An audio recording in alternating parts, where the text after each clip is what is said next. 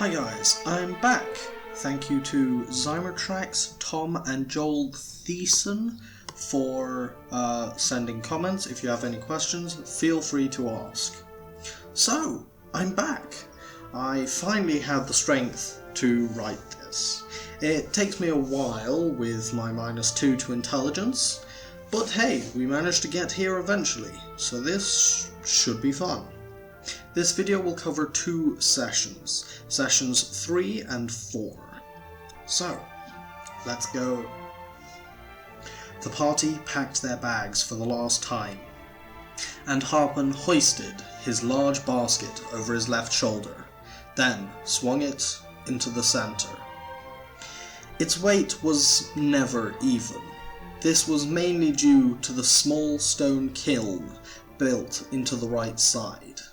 This small addition, built by his friend, his Auric friend, Papa Chopez, had helped Harpen in his travels, especially when traveling Sunlessward. He pulled his sleeves down and gripped a loose strap. With a nod, Lord Smythe looked over his shoulder and gestured towards the road. The Dragon-Hearted shifted their packs and started to walk again.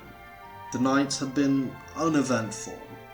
This was their second night on the road, but it would be their last in their tents for a long while. The barge was first sighted by Gray. It was long and flat, with a maximum depth of around 4 feet below the waterline. The small cabin, if only a 5-foot square, seemed to be the entire home of a squat, rounded man. Short and round, with large bushy brown sideburns, speckled with faint streaks of grey. A clean, shiny chin overshadowed by his well-groomed, thick moustache. He stepped out of the cabin, tipping his hat to the gentleman. Grandpa Chops rushed over to his emergency brakes, a pair of large cannons with harpoons and magical retrievers.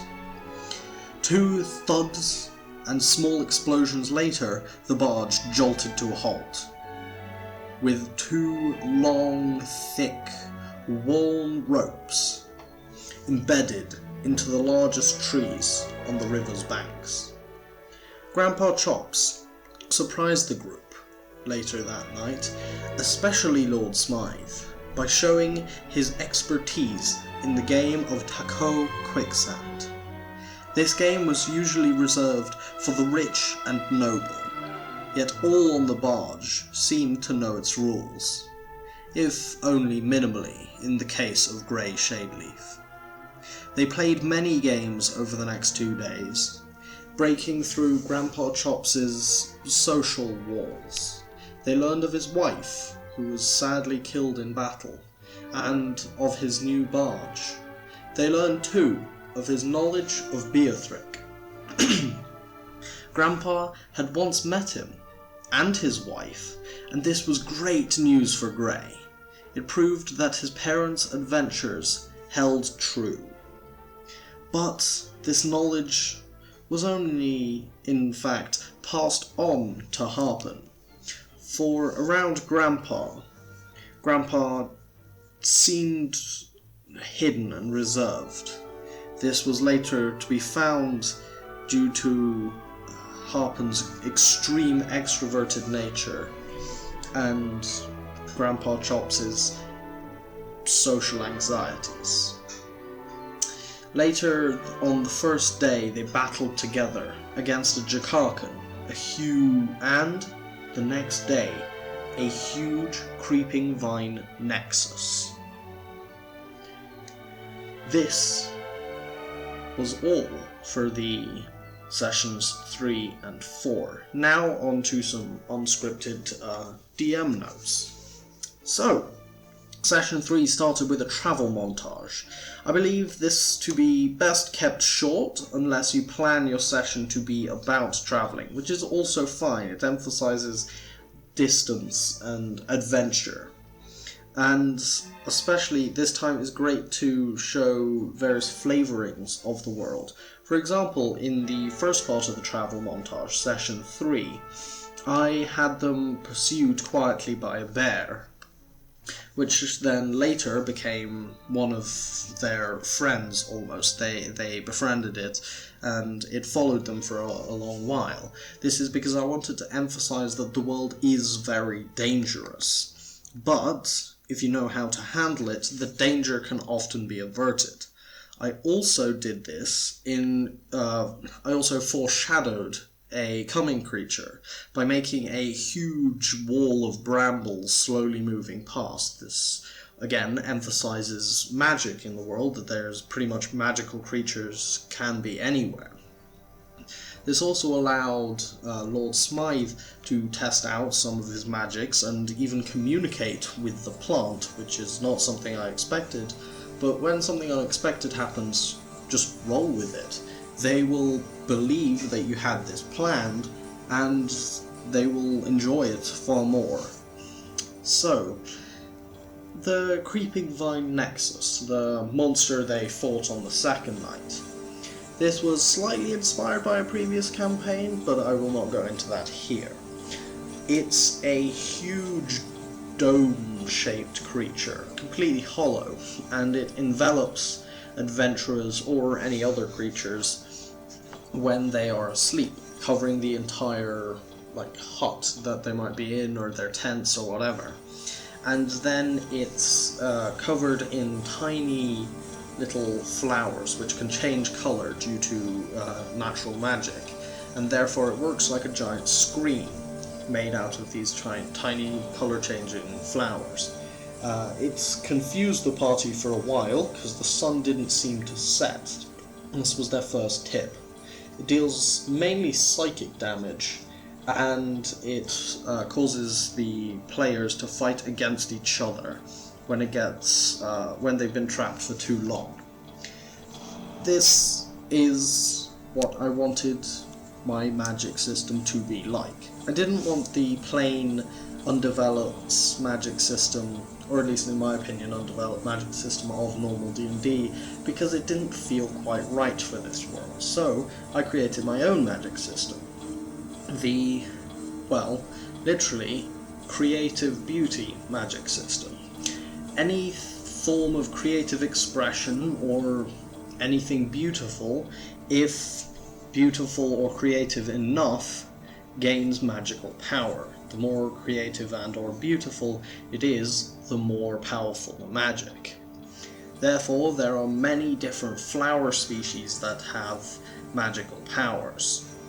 This is just a simple concept, but it's given rise to a whole bunch of really interesting things in-game. For example, the card game, which I do actually have rules for if you want them. The card game is useful because Lord Smythe managed to find a use for his cards. If he would shuffle them quickly and expertly enough, in this case a performance check of a DC 16 to 20, he would have a minor magical effect. Doesn't require too much skill and therefore is pretty basic, but it means he now has a new spell, which is called Card Hover. He can shuffle a set of cards, and whenever he lays a card down, even if it's not touching anything, it will stay in place. He's used this on a couple occasions, and it just emphasizes how rich magic is. Again, I wanted a narrative, and therefore I've come up with a concept that the players do not need to follow, but I have enforced to every other creature, which is they have one magical skill.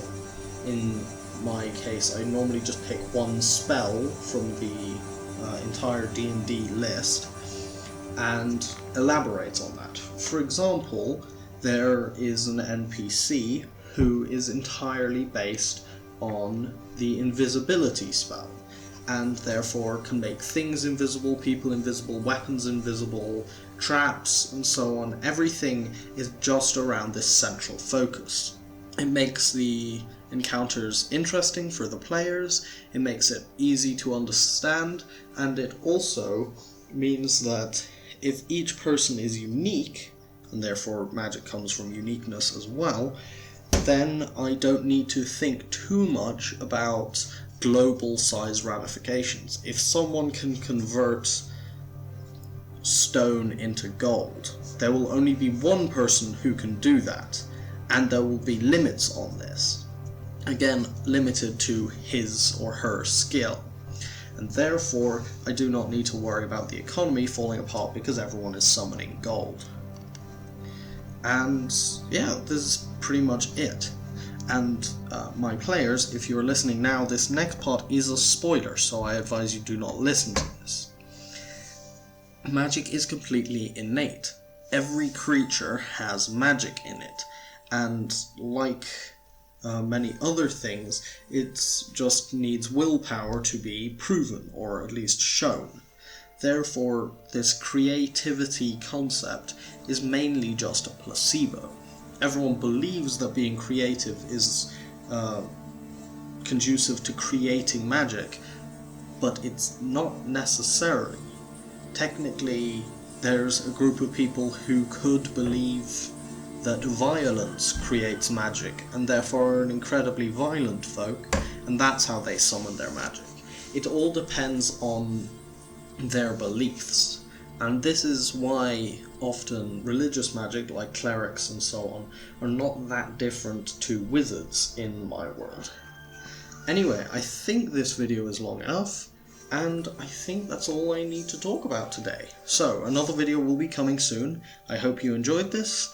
Always leave a comment, and thanks to you all who have commented, liked, and or subscribed.